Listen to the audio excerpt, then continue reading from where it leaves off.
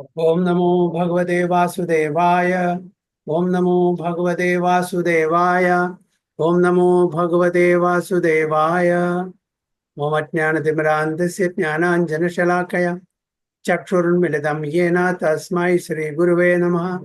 श्रीचैतन्यमनोभीष्टं स्थापितं येन भूतले स्वयं रूपा कदा मह्यं ददाति स्वपदान्तिकं वन्देऽहं श्रीगुरुं श्रीयुतपदकमलं श्रीगुरुं वैष्णवांश्च श्रीरूपं साग्रजातं सगणरघुनाथान्वितं तं सजीवं साद्वैतं सावधूतं परिजनसहितं कृष्णचैतन्यदेवं श्रीराधाकृष्णपादान् सगणललिता शिविशाखान्वितंश्च ये कृष्णा करुणा सिंधु दीनबंधो जगत्पते गोपेश गोपिका कांद राधा कांद नमोस्तुते तप्त कांचन गौरांगी राधे वृंदावनेश्वरी शबानुसुते देवे प्रणमामि हरिप्रिये वाञ्छाकल्पतरुभ्यश्च कृपा सिन्धुभ्येव च पतितानां पावनेभ्यो वैष्णवेभ्यो नमो नमः।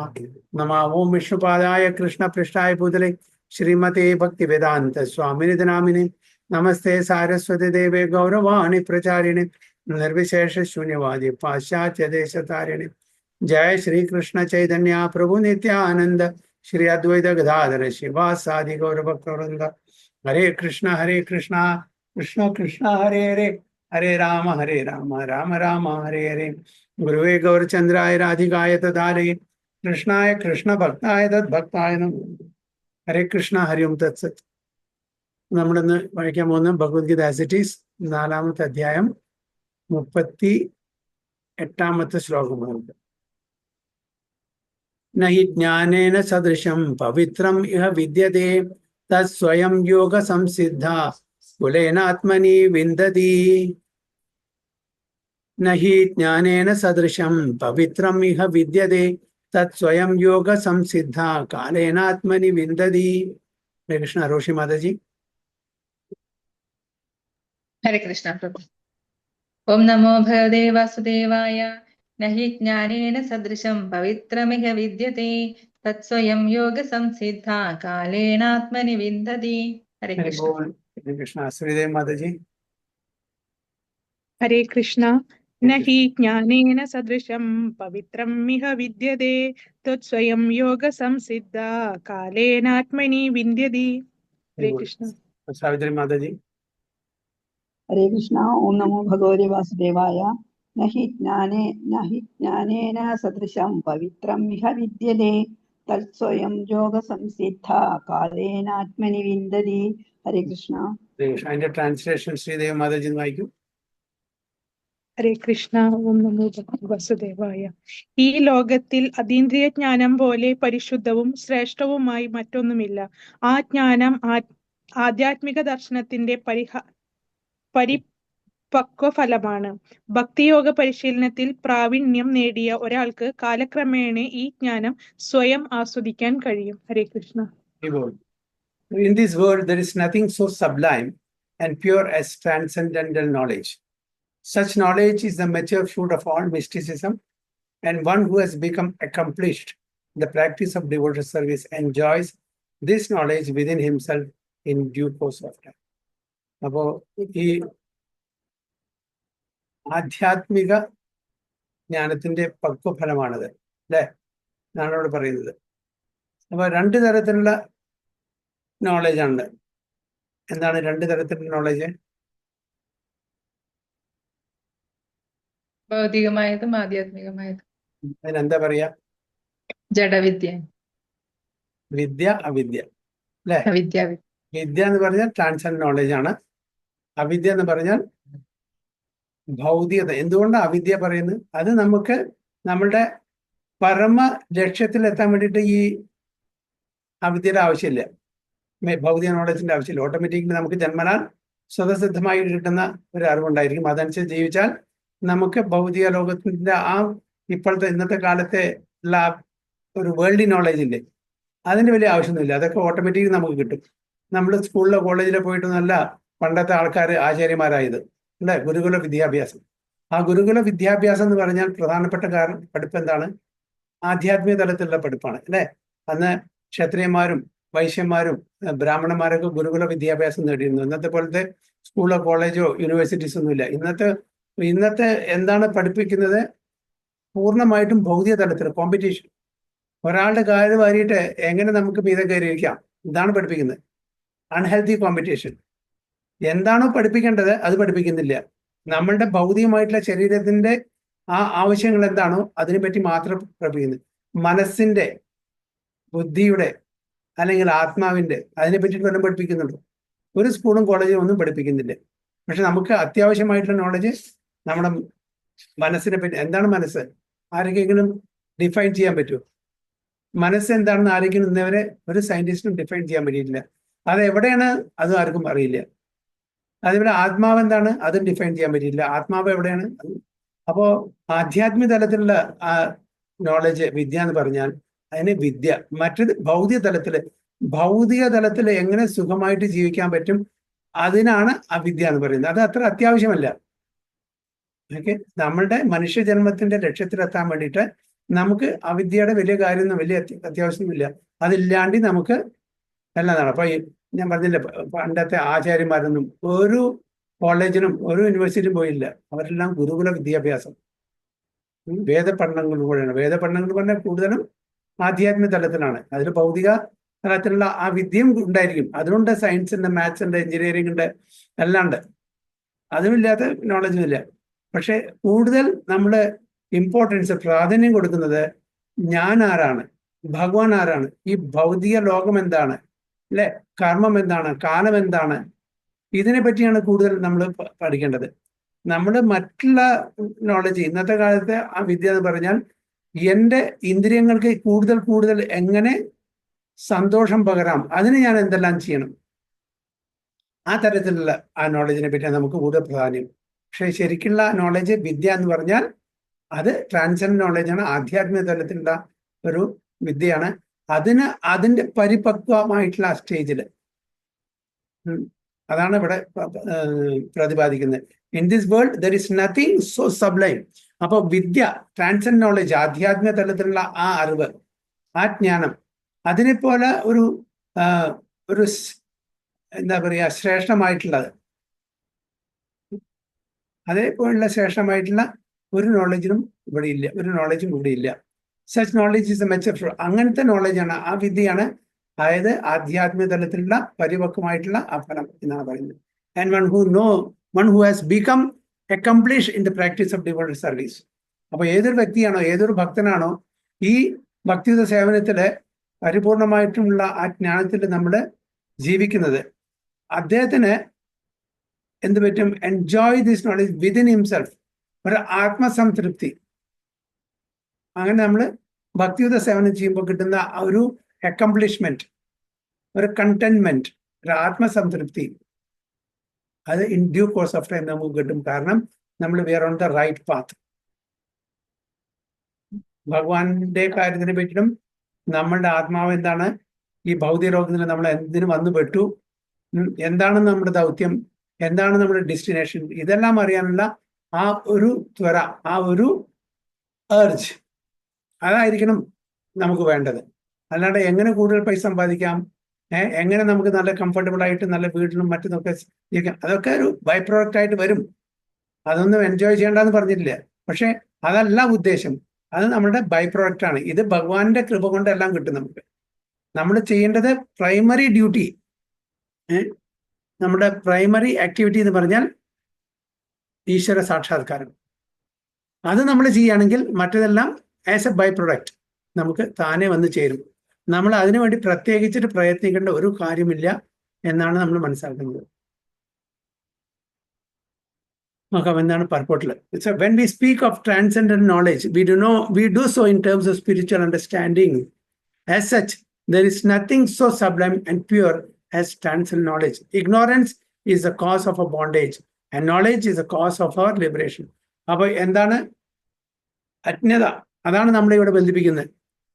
എന്താണ് അജ്ഞത? അതായത് ഞാൻ ഈ ശരീരമാകുന്നു, ഓക്കെ, എൻ്റെ ഇന്ദ്രിയ തൃപ്തിക്ക് വേണ്ടിയിട്ട് ചെയ്യുന്നതാണ് എൻ്റെ കർമ്മം. അതാണ് ഞാൻ, എൻ്റെ കുടുംബം, എൻ്റെ രാഷ്ട്രം, എൻ്റെ ബന്ധുക്കൾ, ഇതെല്ലാമാണ് എൻ്റെ ജീവിതം, അല്ലേ? Totally materially oriented. ഇതിനപ്പുറത്തൊന്നുമില്ല. നമ്മൾ ഭഗവത്ഗീതയില് പറഞ്ഞ പോലെ അന്നമയ കോശം പ്രാണമയ കോശം, മനോമയ കോശം, ഓക്കെ, വിജ്ഞാനമയ കോശം, പിന്നെ ആനന്ദമയ കോശം, അല്ലേ? എന്നല്ല പറഞ്ഞിരിക്കുന്നത്. അപ്പോൾ മിക്ക ആൾക്കാരും വ്യത്യസ്തമായിട്ടുള്ള ഗുണങ്ങൾ ജീവിക്കുന്ന ആൾക്കാരാണ്. അപ്പോൾ ഏറ്റവും താഴ്ന്ന നിലയിലുള്ള തലത്തിലുള്ള ആൾക്കാർ, അവർക്ക് ഒരേ ഒരു ഇതുള്ളൂ, അന്നം, ഭക്ഷണം, എങ്ങനെ എൻ്റെ വയറിനറിയാം, വേറെ ഒന്നും ചിന്തയില്ല. ചെറിയ കുട്ടികളുടെ കൈ പിടിച്ച് നമ്മൾ വിരലൊന്ന് കൊടുത്ത് നോക്കുക, ആ വിരൽ നേരെ എവിടേക്ക് കൊണ്ടുപോകും? വായിലേക്ക് കൊണ്ടുപോകും, ഇല്ലേ? അവർക്ക് അത് മാത്രമേ അറിയുള്ളൂ, വേറെ ഒന്നും അറിയില്ല. ലോകത്തിൽ എന്ത് നടന്നാലും ശരി, അവർക്ക് എന്ത് കിട്ടിയാലും ആദ്യം കൊണ്ടുപോവുക വായിലേക്കാണ്. അപ്പൊ അവരുടെ കോൺഷ്യസ്നെസ്, അവരുടെ അവബോധം ആ ലെവലില്. അതേപോലെ നമ്മളുടെ കുറച്ച് ആൾക്കാരുടെ അവബോധം ആ ലെവലിൽ അന്നമയ കോശം. അന്നം മാത്രം, അത് എങ്ങനെ ഭക്ഷണം കഴിക്കാം, 3 നേരം സുഖമായിട്ട് ഭക്ഷണം കഴിക്കണം, അത് വേറെ ആരെന്ത് ചെയ്താലും എന്ത് സംഭവിച്ചാലും അവർക്ക് യാതൊരു പ്രശ്നമില്ല. അതായത് അനിമൽ ലൈഫ്. ഒരു മൃഗത്തിന് എന്താണ്, അവർക്ക് ഒറ്റ ചിന്തയുള്ളൂ, എങ്ങനെ ഭക്ഷണം കിട്ടും, എവിടുന്ന് ഭക്ഷണം കിട്ടും, ഇത് ചിന്തയുള്ളൂ, വേറെ ചിന്തയില്ല. അപ്പൊ നമ്മൾ ആ തലത്തിലുള്ള ഒരു ജീവിതം നയിക്കുന്ന ആൾക്കാരാണ് ആ ലോവർ കോൺഷ്യസ്നെസ് ആൾക്കാർ. കുറച്ചും കൂടി ഉയർന്നു കഴിഞ്ഞാൽ പിന്നെ പ്രാണമയം. അതായത് എനിക്ക് ഇത് മാത്രമല്ല, എൻ്റെ ഈ ഹൃദയത്തില് ഒരു തുടിപ്പുണ്ട്, അല്ലേ, ഒരു സോളുണ്ട്, ആത്മാവുണ്ട്, എനിക്ക് ലൈഫുണ്ട്, പ്രാണനുണ്ട്. അപ്പോൾ അതിനെങ്ങനെ ഞാൻ സംരക്ഷിക്കണം, അതിനെങ്ങനെ ഞാൻ സംരക്ഷിക്കണം, മറ്റുള്ളവരിൽ എങ്ങനെ സംരക്ഷിക്കണം എന്നുള്ള ആ ഒരു തലത്തിലേക്ക് വരും. അത് കഴിഞ്ഞാൽ പിന്നെ വീണ്ടും അതിനും മനോമയ, അല്ലെ, മനസ്സ്. ഈ ശരീരത്തിനപ്പുറത്ത് ഒരു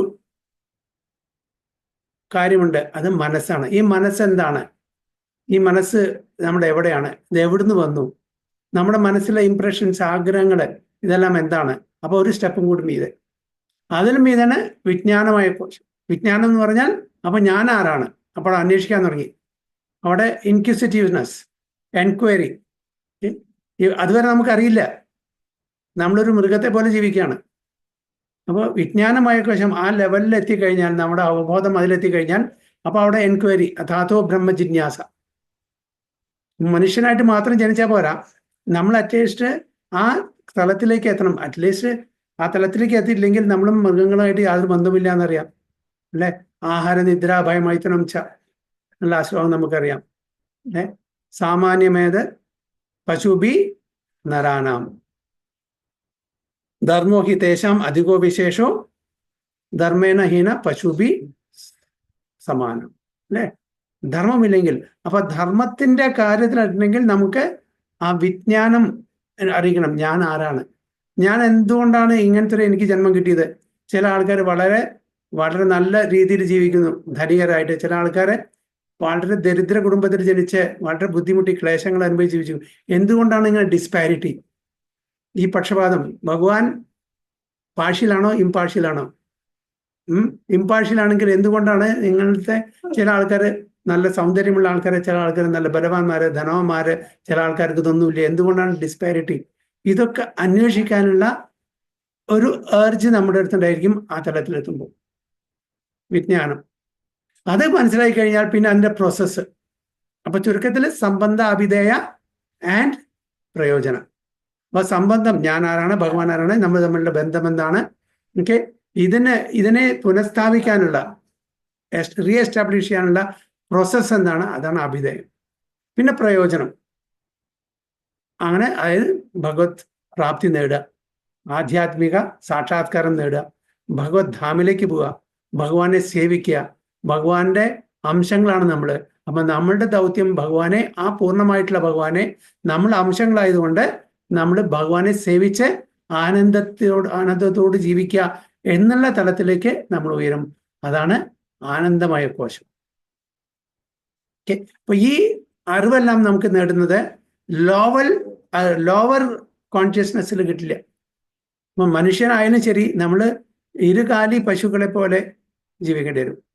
മനുഷ്യനാണ് 2 കാലുള്ള മൃഗത്തെ പോലെ നമ്മൾ ജീവിക്കുക, അല്ലേ? സാധാരണ പശുക്കൾക്ക് 4 കാലാണ്, പക്ഷെ ഇവിടെ നമുക്ക് 2 കാലാണ്. അപ്പോൾ നമ്മളും ഈ മൃഗമായിട്ട് യാതൊരു അന്തരവുമില്ല നമ്മൾ മനുഷ്യനായിട്ട് ജീവിച്ചിട്ടില്ലെങ്കിൽ. മനുഷ്യ ജന്മം കിട്ടി, ശരിയാണ്, പക്ഷെ ആ മനുഷ്യജന്മത്തില് ഞാൻ ആരാണ്, ഭഗവാൻ ആരാണ്, ഞാൻ എന്തുകൊണ്ടാണ് ഇങ്ങനെ ഇവിടെ വന്ന് ക്ലേശങ്ങൾ അനുഭവിക്കുന്നത്, എൻ്റെ പരമലക്ഷ്യം എന്താണ്, ഇതൊന്നും അറിഞ്ഞിട്ടില്ലെങ്കിൽ, ഇതൊന്നും ആരായാൻ നമ്മൾ ശ്രമിച്ചില്ലെങ്കിൽ നമ്മളും മൃഗങ്ങളും തമ്മിൽ യാതൊരു അന്തരവുമില്ല എന്നാണ് അർത്ഥം. അപ്പൊ ഇതാണ് this knowledge is the mature fruit. പരിപക്വമായിട്ടുള്ള ഒരു ഫലമാണത് ഈ നോളജ്, ആ ദിവ്യതലത്തിലുള്ള ഈ transcendental knowledge. And when one is situated in transcendental knowledge, he need not search for peace elsewhere. അപ്പൊ ആ തലത്തിലുള്ള ഒരു വ്യക്തിക്ക് ശാന്തി സമാധാനം പുറമെ പോയിട്ട് അന്വേഷിക്കേണ്ട ഒരു ആവശ്യമില്ല. നമ്മുടെ ഉള്ളിൽ തന്നെയാണത്. നമ്മുടെ ആ മനോനില, മനസ്സാണതെല്ലാം. നമുക്ക് സന്തോഷവും ദുഃഖമൊക്കെ പകർന്നു തരുന്നത് മനസ്സാണ്, അല്ലേ? നമ്മളുടെ ദേഹത്തിലുള്ള അവയവങ്ങളെ കൊണ്ട് ഓരോ കാര്യങ്ങൾ ചെയ്താലും ഈ നമ്മളുടെ ദുഃഖം സുഖം ഇതെല്ലാം അനുഭവിച്ച് തരുന്നത് നമ്മുടെ മനസ്സിലൂടെയാണ്.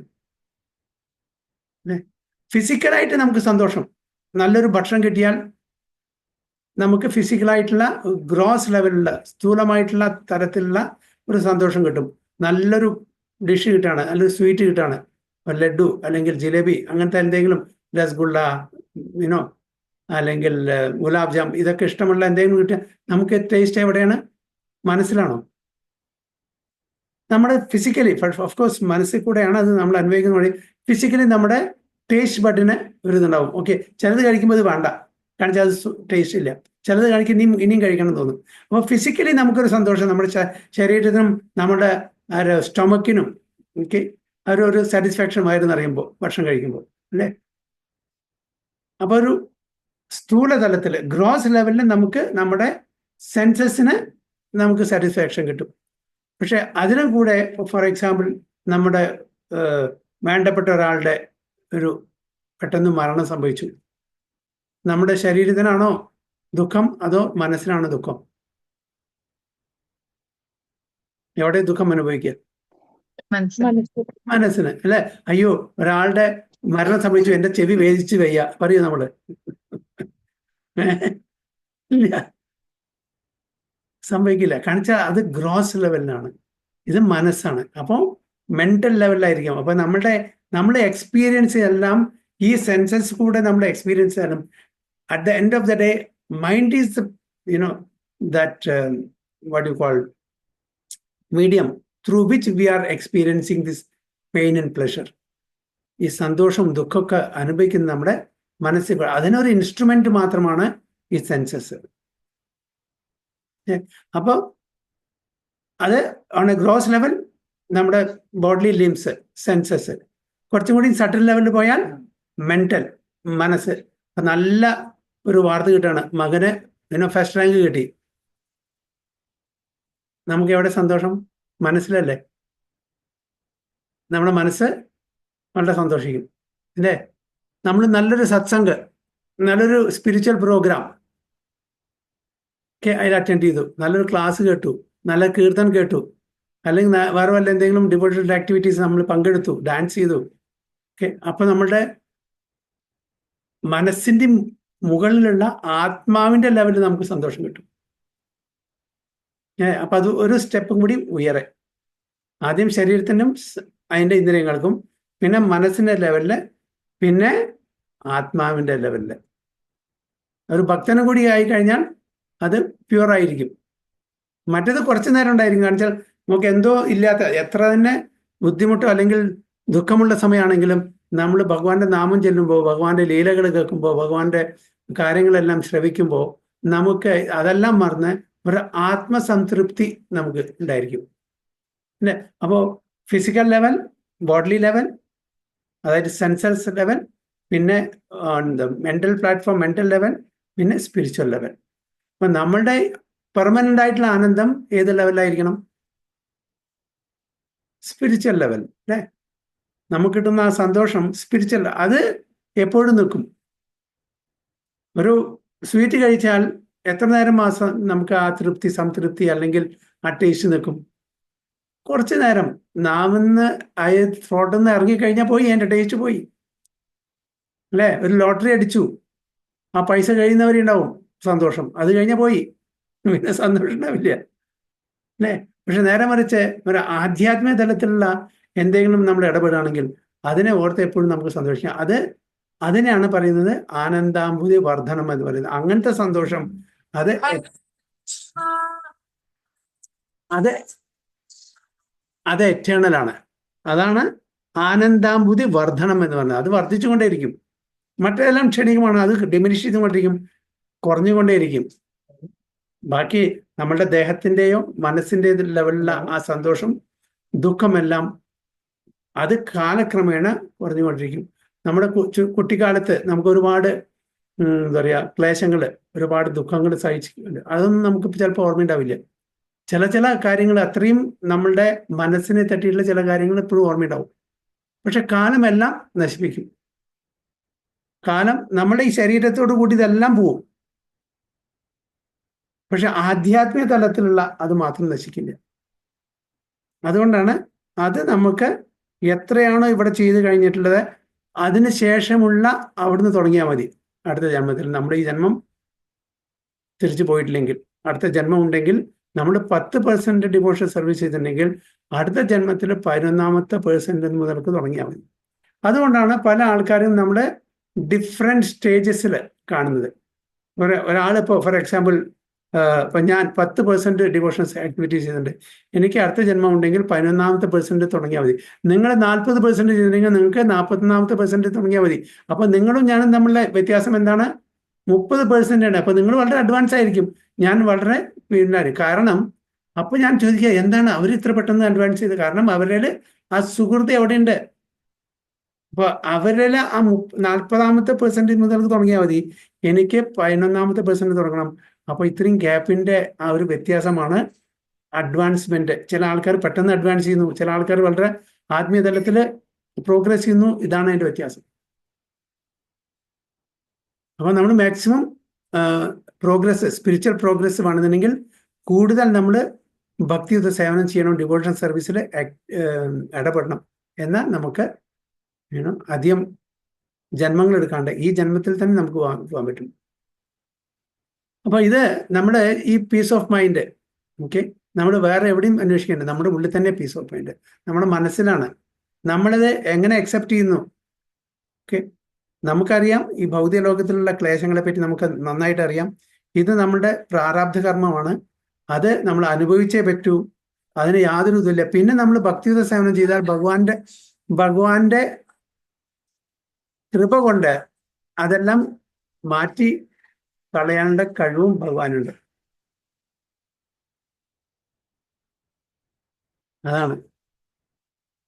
അതാണ് ചെയ്യേണ്ടത്. ഓക്കെ, സോ പിന്നെ ഇവിടെ പറയുന്നത്, in other words this knowledge and piece culminate in Krishna consciousness. That is the last word in the Bhagavad Gita. ഭഗവത്ഗീതയിൽ എന്താ പറയുന്നത്?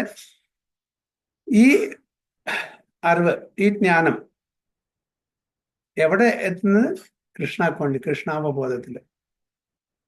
അതാണ് ഭഗവത്ഗീതയുടെ സാരം. That is the last word in Bhagavad Gita. So text 39. Shraddha vallabhade jnanam tatpara samyatendriya jnanam ladva param shantim achirena adhigacchati. Shraddha vallabhade jnanam tatpara samyatendriya jnanam ladva param shantim achirena adhigacchati. Hare Krishna. Hare Mataji. ഹരേ കൃഷ്ണ.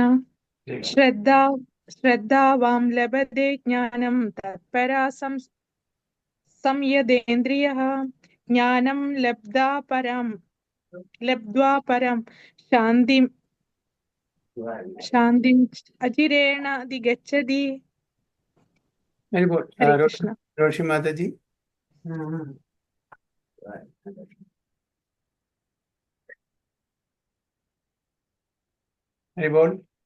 അല്ലെങ്കിൽ സാവിത്രി മാതാജി. ഹരേ കൃഷ്ണ. ശ്രദ്ധാവാൻ ലഭതേ ജ്ഞാനം തത്പര സംയതേന്ദ്രിയഃ ജ്ഞാനം ലബ്ധ്വാ പരാം ശാന്തിം അചിരേണാധിഗച്ഛതി. ഹരേ Krishna. Sridevi മാതാജിന്റെ translation വായിക്കും. ഹരേ Krishna.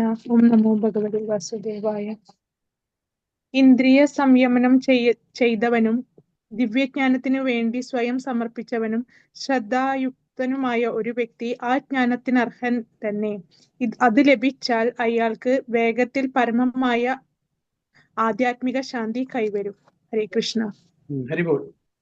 A faithful man who is dedicated to transcendental knowledge and who subdues his senses is eligible to achieve such knowledge. And having achieved it, he quickly attains supreme spiritual peace. അപ്പോൾ ഒരു ശ്രദ്ധാലു, ഒരു ഭക്തൻ, അത് ഈ ദിവ്യമായിട്ടുള്ള അറിവിന് വേണ്ടി, ജ്ഞാനത്തിന് വേണ്ടിയിട്ട് ഡെഡിക്കേറ്റ് ചെയ്യണം, നമ്മുടെ ഈ ലൈഫ് ഡെഡിക്കേറ്റ് ചെയ്യുകയാണെങ്കിൽ. ആൻഡ് ഹു സബ്ഡ്യൂസ് ഹിസ് സെൻസസ്, രണ്ടും കൂടി ഒരുമിച്ച് നടക്കില്ല. എനിക്ക് ഇന്ദ്രിയ തൃപ്തി വേണം, ഭഗവദ്ധാമനും പോകണം, രണ്ടും കൂടി നടക്കുമോ? അമ്മയുടെ ഒക്കെ തിരിക്കും വേണം, അച്ഛൻ്റെ കൂടെ പോവും വേണം, നടക്കുമോ? രണ്ടും കൂടി നടക്കുമോ? ഇല്ല,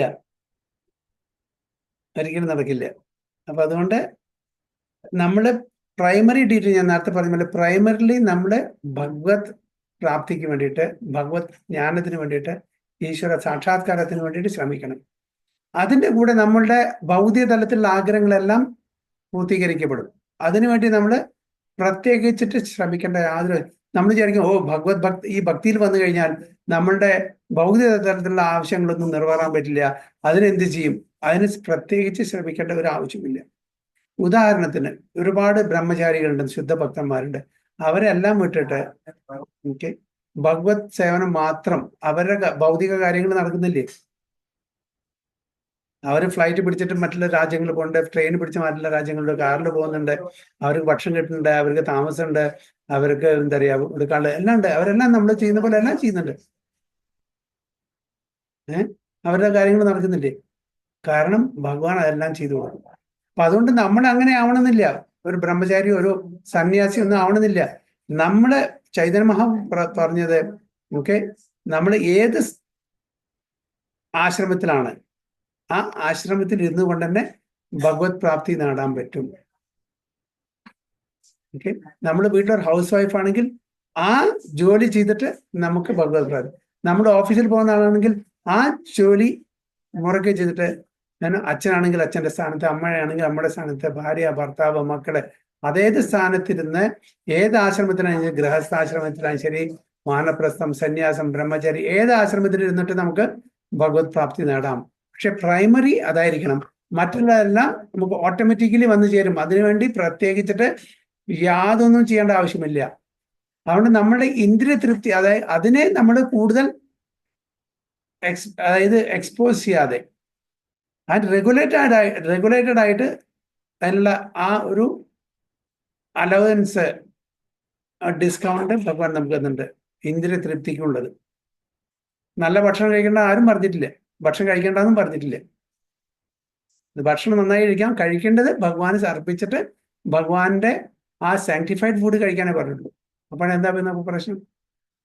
നമ്മള് ഒരു മഹൽ, ഒരു കൊട്ടാരത്തിൽ അതിനുള്ള വകുപ്പുണ്ടെങ്കിൽ കൊട്ടാരത്തിൽ താമസിച്ചുള്ളൂ, പക്ഷെ അതിനോട് അറ്റാച്ച്മെന്റ് പാടില്ല, അത്രേ ഉള്ളൂ. ഇപ്പൊ നാളെ കൊട്ടാരം ഇല്ല, ഒരു കുടിലാണെങ്കിൽ കുടിലും താമസിക്കാൻ നമ്മൾ തയ്യാറായിരിക്കണം. അപ്പോൾ ആ സെൻസസിനോടുള്ള അറ്റാച്ച്മെന്റ് പാടില്ല, അത് സബ്ഡ്യൂസ് ചെയ്യണം. പ്രഭുപാദ ഫ്ലൈറ്റിൽ പോയി കൊട്ടാരത്തിൽ താമസിച്ചു, പക്ഷെ ഒരുപാട് കാര്യങ്ങൾ പ്രഭുപാദയ്ക്ക് ചെയ്യാമായിരുന്നു.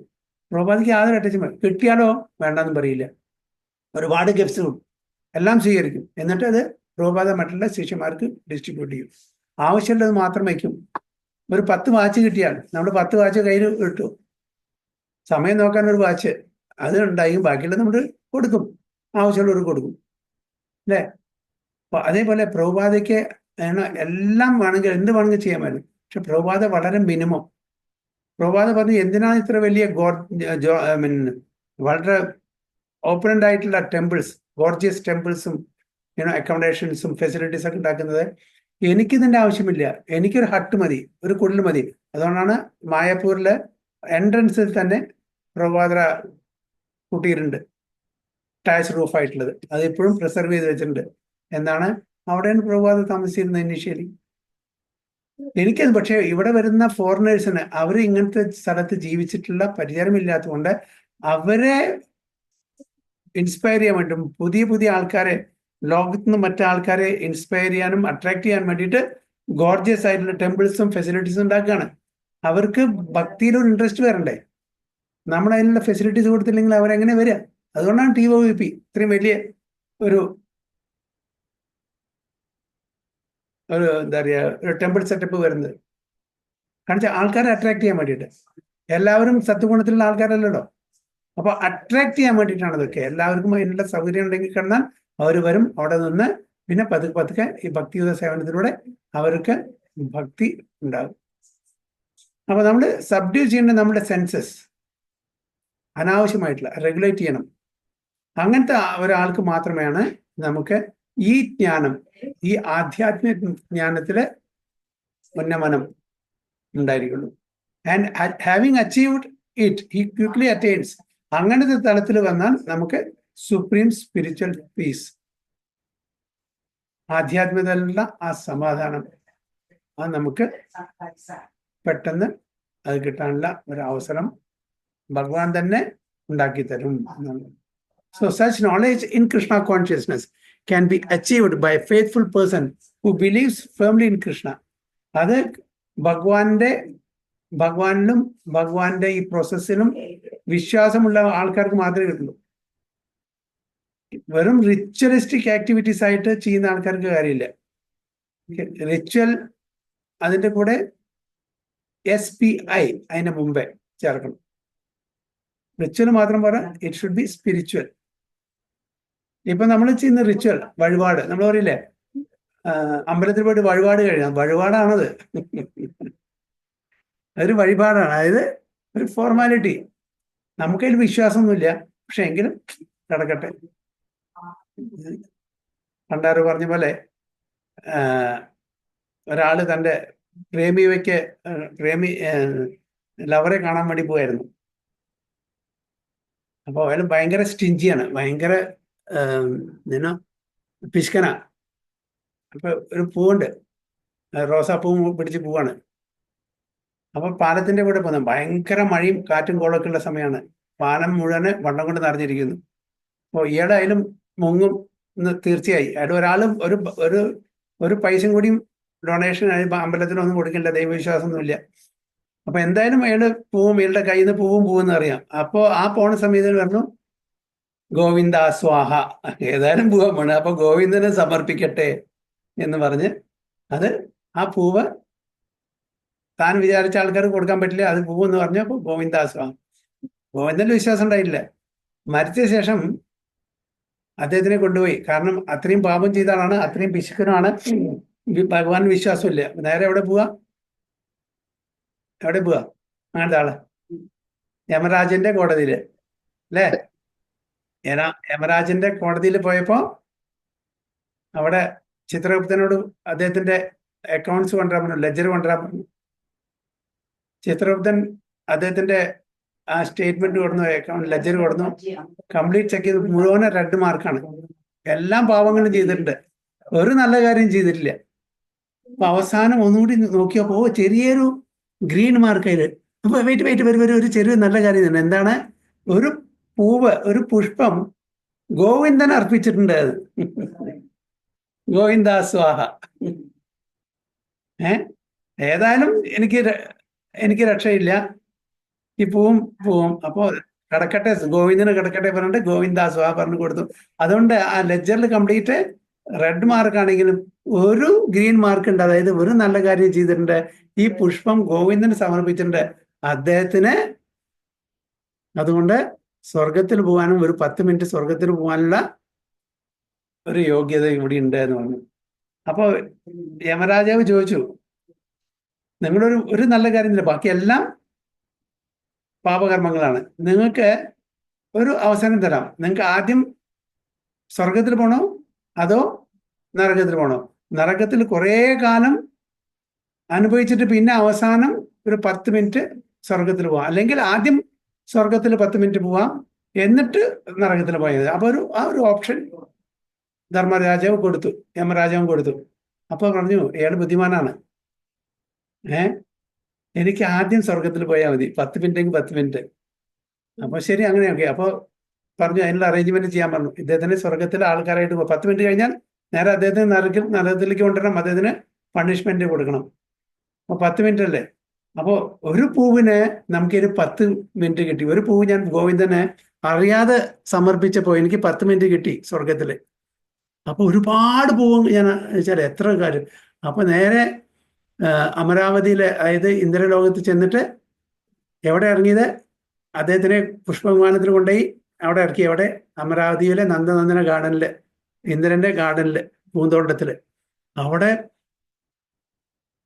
ആയിരക്കണക്കിന് പൂക്കളാണ്, പല വിധത്തിലുള്ള പൂക്കളും. അപ്പൊ അദ്ദേഹം ചെന്ന ഉടനെ പറഞ്ഞു, എനിക്ക് ആദ്യം പറഞ്ഞു എനിക്ക് സമയമില്ല, എനിക്ക് 2 കത്തി തരാൻ പറഞ്ഞു. അപ്പൊ ഇത് വെച്ച് നിങ്ങൾ അവിടെ തന്നെ ഭൂലോകത്തിൽ തന്നെ ഒരുപാട് പാപങ്ങൾ ചെയ്യുന്ന ഇവിടെയും വന്നിട്ട് തന്നെ പണിയത്.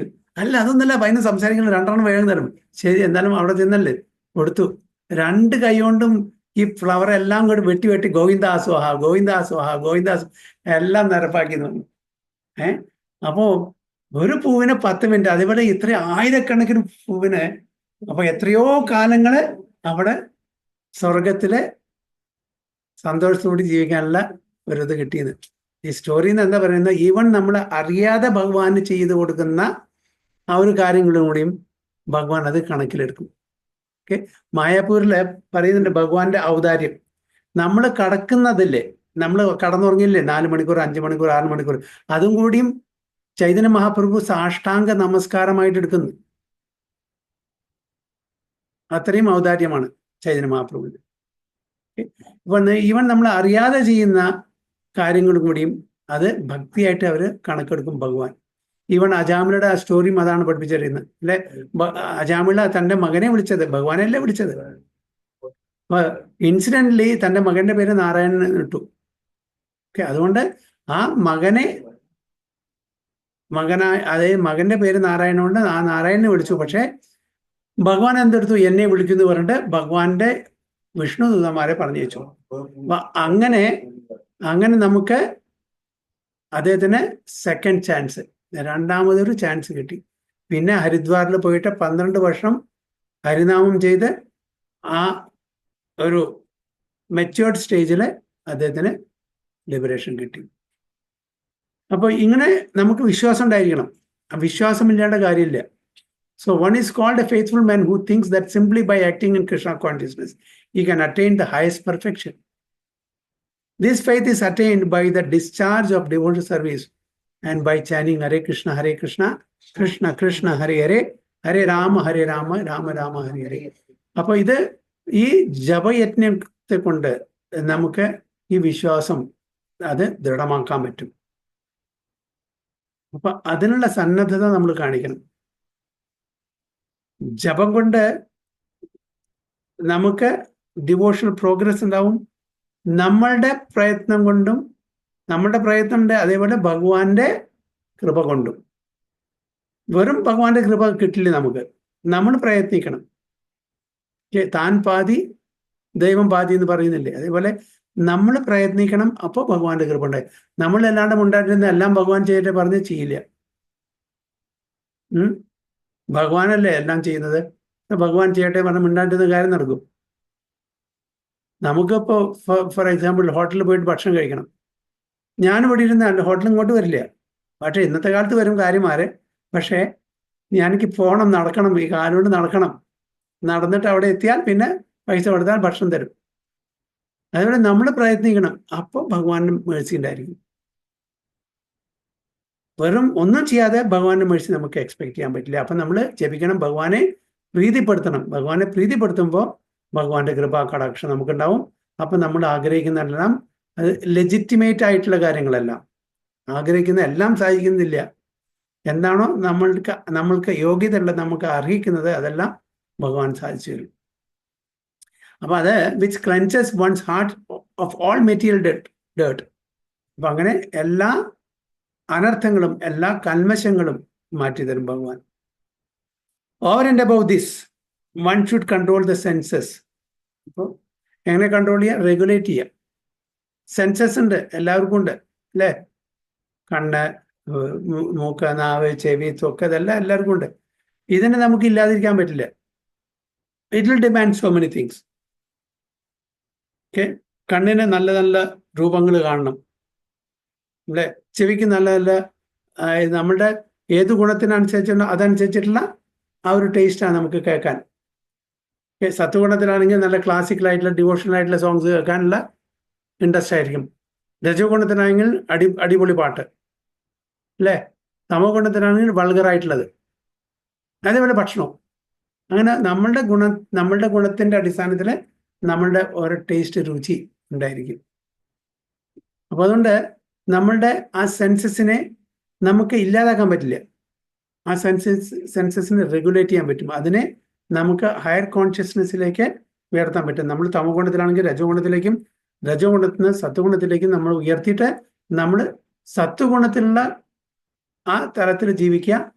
സെൻസസിനെ റെഗുലേറ്റ് ചെയ്തിട്ട് എവിടെ ഉപയോഗിക്കണം, നമുക്ക് ഒരു ഫ്രീഡം തന്നാൽ അതിനെ ദുരുപയോഗിക്കാൻ പാടും.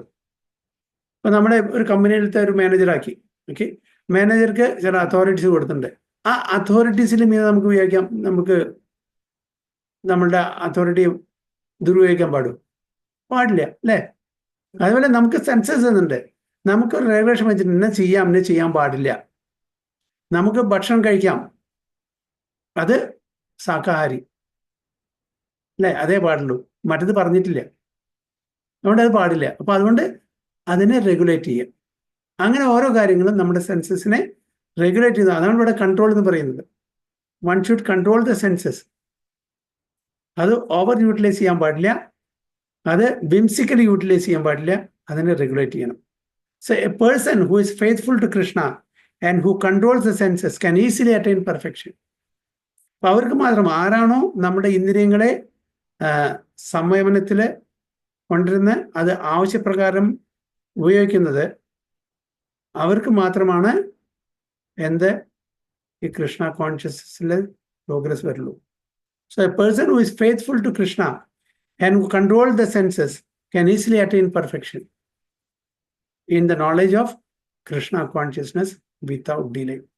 അപ്പോൾ അവർക്ക് അധികം കാലതാമസമില്ലാണ്ട് നമ്മൾ ആ പെർഫെക്റ്റ് സ്റ്റേജിൽ എത്താൻ പറ്റും. കാലതാമസം പറഞ്ഞാൽ കൂടുതൽ ജന്മം എടുക്കേണ്ടി വരില്ല. ഈ ജന്മത്തിൽ തന്നെ നമുക്ക് ആ മെച്യൂർഡ് സ്റ്റേജിൽ എത്താൻ പറ്റും എന്നാണ് ഇവിടെ പറയുന്നത്. അപ്പോൾ sense control means regulating the census and at the same time transcendental knowledge വേണ്ടി നമ്മൾ പരിശ്രമിക്കണം. എനിക്ക് ഇന്ദ്രിയ തൃപ്തി അതായത് അൺറെഗുലേറ്റഡ് ആയിട്ട് വേണേനും അതേസമയം ഭഗവാന്റെ ഭക്തിയും വേണമെന്ന് പറഞ്ഞാൽ നടക്കില്ല. അതാണ് അവിടെ സബ്ഡ്യൂ ദ സെൻസസ് എന്ന് പറയുന്നത്. സെൻസസിനെ ടോട്ടലി സബ്ഡ്യൂ ചെയ്യാൻ പറ്റില്ല, പക്ഷെ റെഗുലേറ്റ് ചെയ്യണം. അത്യാവശ്യമായിട്ട് എന്ത് നമ്മൾ ചെയ്യാൻ പാടും അത് മാത്രം ചെയ്തിട്ട് ഭഗവാന്റെ ഭക്തിയിൽ നമ്മൾ പ്രോഗ്രസ് ചെയ്യുകയാണെങ്കിൽ നമ്മൾ ആ പെർഫെക്റ്റ് സ്റ്റേജിൽ എത്താൻ പറ്റും. അപ്പോൾ അങ്ങനെ in the knowledge of Krishna conscious without delay, അധികം താമസിയാണ്ട് തന്നെ നമുക്ക് ഒരു മെച്യൂർഡ് സ്റ്റേജിൽ എത്താൻ പറ്റും എന്നാണ് പറയുന്നത്.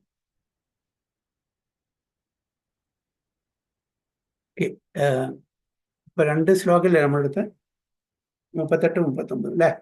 എന്തെങ്കിലും ക്വസ്റ്റ്യൻസ് ഉണ്ടോ സോഫാർ?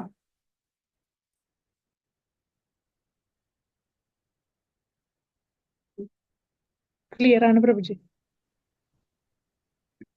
ഓക്കെ, 40ാമത്തെ ശ്ലോകം.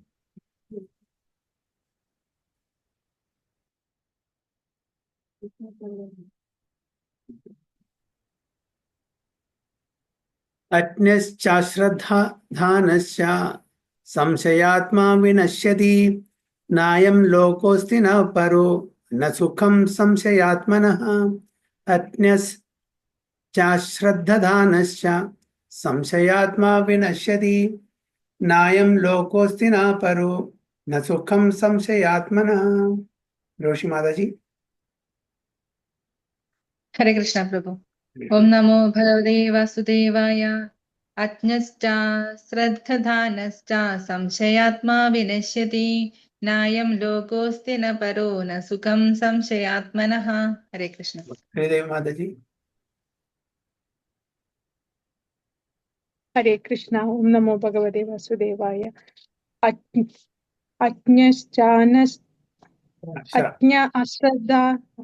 അജ്ഞ അശ്രദ്ധാനാശ്ച സംശയാത്മാ വിനിശ്യതി ന്യായം ലോകോസ്തി ന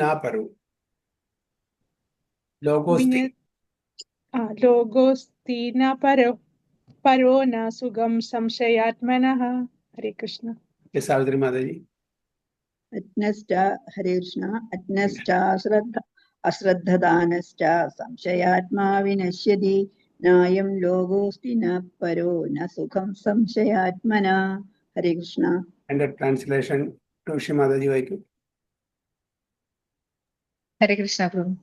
ധർമ്മശാസ്ത്രങ്ങളെ സംശയദൃഷ്ട്യാ വീക്ഷിക്കുന്ന അജ്ഞരും അവിശ്വാസികളുമായവർക്ക് ഈശ്വരാവബോധം ലഭിക്കുന്നില്ല. അവർ അധപതിക്കുന്നു. സംശയാലുവായ ജീവന് ഇഹലോകത്തിലും പരലോകത്തിലും സന്തുഷ്ടി ലഭ്യമല്ല. ഹരേ Krishna. But ignorant and faithless persons who doubt the revealed scriptures do not attain God consciousness. They fall down. For the doubting soul, there is happiness neither in this world nor in the next. അപ്പൊ അങ്ങനെ അറിവില്ലാത്ത, അതായത് വിശ്വാസമില്ലാത്ത, എന്തെങ്കിലും വിശ്വാസം, revealed scriptures, നമ്മുടെ ശാസ്ത്രത്തില് ഭഗവത്ഗീത, ഭാഗവതം, രാമായണം, മഹാഭാരതം, അങ്ങനെയുള്ള ഈ ശാസ്ത്ര ഗ്രന്ഥങ്ങളിലെ യാതൊരു വിശ്വാസമില്ലാത്ത ആൾക്കാർക്കും അജ്ഞത, അങ്ങനത്തെ അറിവില്ലാത്ത ആൾക്കാർക്കും ഒരിക്കലും കൃഷ്ണാവബോധത്തിൽ എത്താൻ പറ്റില്ല. അവര് അധപ്പതിക്കും എന്നാണ് പറയുന്നത്. ആർക്കാണോ ഇത് മിത്താണ്, ആരാണോ ഇത് മിത്താണ്, ഇതെല്ലാം സാങ്കല്പികമാണ്, ഇതെല്ലാം ഇമാജിനറി ആണ് എന്ന് കരുതുന്ന ആൾക്കാര്, ഒരിക്കലും അവർക്ക് സന്തോഷം ഈ ജന്മത്തിലും കിട്ടില്ല, അല്ലെങ്കിൽ ഈ ലോകത്തിലും കിട്ടില്ല, അടുത്ത ലോകത്തിലും അല്ലെങ്കിൽ അടുത്ത ജന്മത്തിലും കിട്ടില്ല. അപ്പൊ ആരാണെങ്കിലും ശരി, ഇതെല്ലാം സാങ്കല്പികമാണ്. ഈവൻ ട്രാൻസെൻഡന്റൽ ആയിട്ടുള്ള ചില ആൾക്കാർ, ഭഗവത്ഗീതയും ഭാഗവതം വായിച്ചിട്ടുള്ള ആൾക്കാരും ചിലപ്പോൾ ചില ആൾക്കാർ നിങ്ങൾ പല സ്ഥലത്തും കേട്ടിട്ടുണ്ടാവും, ഇതെല്ലാം സാങ്കല്പികമാണ്, ഇതൊന്നും ശരിക്കും നടന്നതല്ല, ഇതെല്ലാം നമ്മുടെ നല്ല നല്ല സ്വഭാവങ്ങൾ പഠിപ്പിക്കാൻ വേണ്ടി എഴുതി വെച്ച കഥകളാണ് എന്ന് പറയുന്ന ആധ്യാത്മിക തലത്തിലുള്ള സോ കോൾഡ് ആചാര്യന്മാരുണ്ട് ഇന്നത്തെ കാലത്ത്. ഇല്ലേ? കേട്ടിട്ടുണ്ടാവും. ഇതെല്ലാം സാങ്കല്പികമാണ്, ഇല്ലേ? അങ്ങനെ കേട്ടിട്ടില്ലേ? ചില ആൾക്കാർ പറയുന്നത് ഭഗവത്ഗീതയും ഭാഗവതവും വായിച്ചിട്ട് കേട്ടിട്ടുണ്ടോ?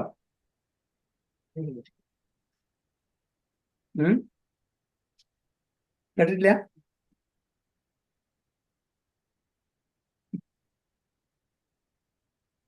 ഋഷി മാതാജി കേട്ടിട്ടുണ്ടോ? ഇല്ല പ്രഭു, ഞാൻ കേട്ടിട്ടില്ല. ഇല്ല. ആരും പറഞ്ഞ അങ്ങനെ കേട്ടിട്ടില്ല? സാവിത്രി മാതാജി, ശ്രീദേവി മാതാജി സാങ്കല്പികമാണെന്ന് പറഞ്ഞിട്ടില്ല? ആരും കേട്ടിട്ടില്ല? ചില ആൾക്കാർ ഇതൊക്കെ മിത്താണ് പറഞ്ഞ് കേട്ടിട്ടില്ല?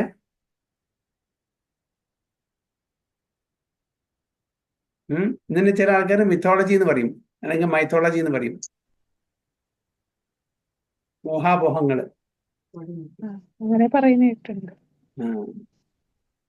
അതാണ് ഇവിടെ ഇതിരിക്കുന്നത്. For the doubting soul there is no happiness neither in this world nor the next. And who doubt the revealed scriptures, സംശയ ദൃഷ്ടിയോടുകൂടി ആരാണോ നമ്മളുടെ ഈ ശാസ്ത്ര ഗ്രന്ഥത്തെ കാണുന്നത്, അവർക്ക് ഒരിക്കലും ഭഗവാന്റെ കൃപ ഉണ്ടായിരിക്കില്ല, അവര് അധപ്പതിക്കും. അതാണ് ഇവിടെ പറയുന്നത്. ദേ ഫോൾ ഡൗൺ. വളരെ ക്ലിയർ ആയിട്ട് പറയുന്നുണ്ട്. അജ്ഞസ് ശാശ്രദ്ധാനശ്ച, അതായത് അജ്ഞാന full who has no knowledge in standard scriptures. നമ്മുടെ സ്ക്രിപ്ചർ പറഞ്ഞ ഭഗവത്ഗീത, ഭാഗവതം, രാമായണം, മഹാഭാരതം, ഇതൊക്കെ നമ്മുടെ സ്ക്രിപ്ചർ. ഉപനിഷത്തുകള്, പിന്നെ പുരാണങ്ങൾ, ഇതെല്ലാം നമ്മുടെ സ്ക്രിപ്റ്റേഴ്സാണ്. അതിൽ വിശ്വാസമുണ്ട്. അതെല്ലാം ഊഹാപോഹത്തിന്റെ അടിസ്ഥാനത്തിലാണ്. ഇതെല്ലാം മിഥ്യയാണ് എന്ന് കരുതുന്ന ആൾക്കാരെ പറ്റിയാണ് പറയുന്നത്. അശ്രദ്ധദാന, without faith in revealed scripture. നമ്മൾ പറയുന്നല്ല, അത് ഭഗവാൻ സ്വയം പറയുന്നതാണ്. ആർക്കാണോ ഇതിനെപ്പറ്റി വിവരമില്ല, ഇതെല്ലാം വെറും കെട്ടുകഥകളാണ്, ഇതെല്ലാം സാങ്കല്പികമാണ് എന്ന് ധരിച്ചു വെച്ചിട്ട് ആൾക്കാരുടെ കാര്യം പറയുന്നത്. ഭക്തന്മാരുടെ കാര്യമല്ല പറയുന്നത്. അങ്ങനെ ധരിച്ചു വെക്കുന്ന ആൾക്കാരുണ്ട്. ഭഗവത്ഗീത വായിച്ചിട്ടും അങ്ങനെ ധരിച്ചു വെച്ചിട്ടുള്ള ഇഷ്ടംപോലെ ആൾക്കാരുണ്ട്. ആണ് ഇവിടെ പറയുന്നത് സംശയ ദൃഷ്ടിയോടുകൂടിയിട്ട്. ആത്മ ആരാണ്? ഒരു വ്യക്തി, എ പേഴ്സൺ. വിനശ്യതി, ഫോൾസ് ബാക്ക്, നശിക്കും, അധപ്പതിക്കും. Never, I am in this ലോക, ഈ ലോകത്ത്. ദർ ഈസ് നോർ പര, ഇൻ ദ നെക്സ്റ്റ് ലൈഫ്, അടുത്ത ജന്മത്തില്. നോട്ട് സുഖം, ഹാപ്പിനെസ്. സംശയ, ഡൗട്ട്ഫുൾ. ആത്മനഃ, ഓഫ് ദ പേഴ്സൺ. വളരെ ക്ലിയർ ആയിട്ട് പറയുന്നത്, ഏതൊരു വ്യക്തിക്കാണോ ഈ നമ്മളുടെ പുരാണങ്ങളും ഭഗവത്ഗീതയും ഭാഗവതും മറ്റുള്ള ഗ്രന്ഥങ്ങളെല്ലാം സംശയദൃഷ്ടിയോടുകൂടി കാണുന്നത്, ഇതെല്ലാം ഊഹാപോഹത്തിന്റെ അടിസ്ഥാനത്തില് ഒരു കഥ മാത്രമാണ്, ഇതിൽ യാതൊരു കഴമ്പുമില്ല എന്ന് വിശ്വസിക്കുന്ന ഒരാൾക്ക് ഒരിക്കലും കൃഷ്ണാവബോധത്തിൽ എത്താനും പറ്റില്ല. അവർക്ക് ഒരിക്കലും ഈ ജന്മത്തിലും വരുന്ന ജന്മങ്ങളിലും അവർക്ക് ഒരു ഗതിയും പിടിക്കില്ല എന്നാണ് പറയുന്നത്. സോ അതാണ് വളരെ ക്ലിയർ ആയിട്ട് പറയുന്നുണ്ട്. അപ്പൊ ചില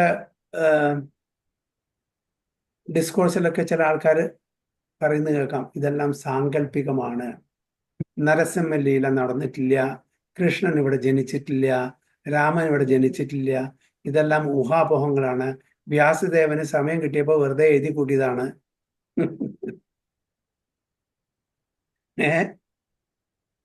ഒരു തമാശയ്ക്ക് വേണ്ടിയിട്ട് എഴുതി കൂട്ടിയതാണൊക്കെ പറയും.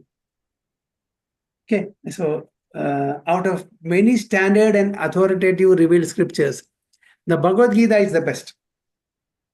ഒരുപാട് റിവീൽഡ് സ്ക്രിപ്റ്റേഴ്സ് ഉണ്ട്, അതിലേറ്റവും ബെസ്റ്റ് ഏതാ? ഭഗവത്ഗീത. കാരണം എന്തുകൊണ്ടാണ് ഭഗവത്ഗീത ബെസ്റ്റ് പറയാൻ കാരണം? ഭഗവാൻ പറഞ്ഞതല്ലേ. ഭഗവാൻ സ്വയം പറഞ്ഞാണ്. ഭഗവാന്റെ ലോട്ടസ് മൗത്ത് വന്നാണത്. മറ്റുള്ള ഗ്രന്ഥങ്ങളെല്ലാം റിവീൽഡ് സ്ക്രിപ്റ്റേഴ്സ് ആണ്. ഭഗവാനെ പറ്റി ആചാര്യന്മാരും ഭക്തന്മാരും പറഞ്ഞതാണ്. ഇത് ഭഗവാൻ സ്വയം പറഞ്ഞാണ്. അതുകൊണ്ട് that is the best. Persons who are almost like animals have no faith in or knowledge of the standard revealed scriptures, and some, even though they have knowledge of or can cite passages from the revealed scriptures, have actually no faith in these words. അവർക്ക് വിശ്വാസമില്ല. And even though others may have faith in scriptures like Bhagavad Gita, they do not believe in or worship the personality of God, Sri Krishna. Such persons cannot have any standing in Krishna consciousness. അപ്പോൾ അവർക്ക് വിശ്വാസമുണ്ട്, പക്ഷെ അവർക്ക് ഭഗവാന്റെ വിശ്വാസമില്ല, അവർക്കും ഒരു ഗുണം പിടിക്കില്ല. They fall down, അധപതിക്കും. Out of all the above-mentioned persons, those who have no faith and are always doubtful make no progress at all.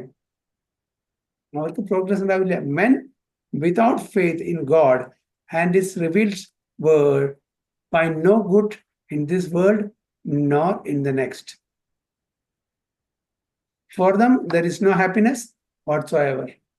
One should therefore follow the principles of revealed scriptures with faith and thereby be raised to the platform of knowledge. അപ്പോൾ വളരെ വിശ്വാസത്തോടു കൂടി ഇത് നമ്മൾ മനസ്സിലാക്കണം. അതാണ് ഇതൊരു കഥയല്ല, ഇതൊരു ഫ്രിക്ഷൻ അല്ല, ഇത് ദിസ് ഹിസ്റ്റോറിക്കൽ ഫാക്ട്സ് ആണ് നമ്മൾ മനസ്സിലാക്കണം. Only this knowledge will help one become promoted to the transcendental platform of spiritual understanding. In other words, doubtful persons have no status whatsoever in spiritual emancipation. One should therefore follow in the footsteps of great acharyas who are in the disciplined succession and thereby attain success. അതുകൊണ്ട് നമുക്ക് success, വിജയം കൈവരിക്കണമെന്നുണ്ടെങ്കിൽ നമ്മൾ ആചാര്യന്മാരുടെ ആ പാത പിന്തുടരണം.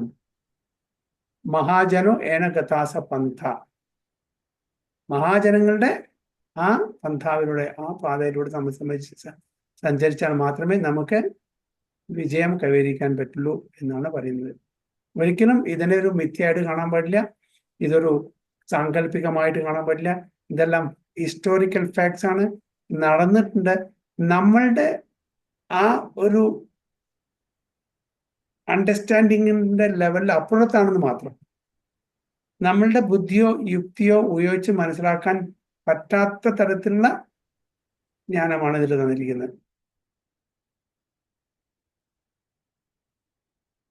ഹരേ Krishna. So text 41 next ക്ലാസ്സിലെ വാഞ്ച കൽപ്പതരുഭ്യശ്ച കൃപാ സിന്ധുഭ്യോ ച പതിതാനാം പാവനേഭ്യോ വൈഷ്ണവേഭ്യോ നമോ നമഃ.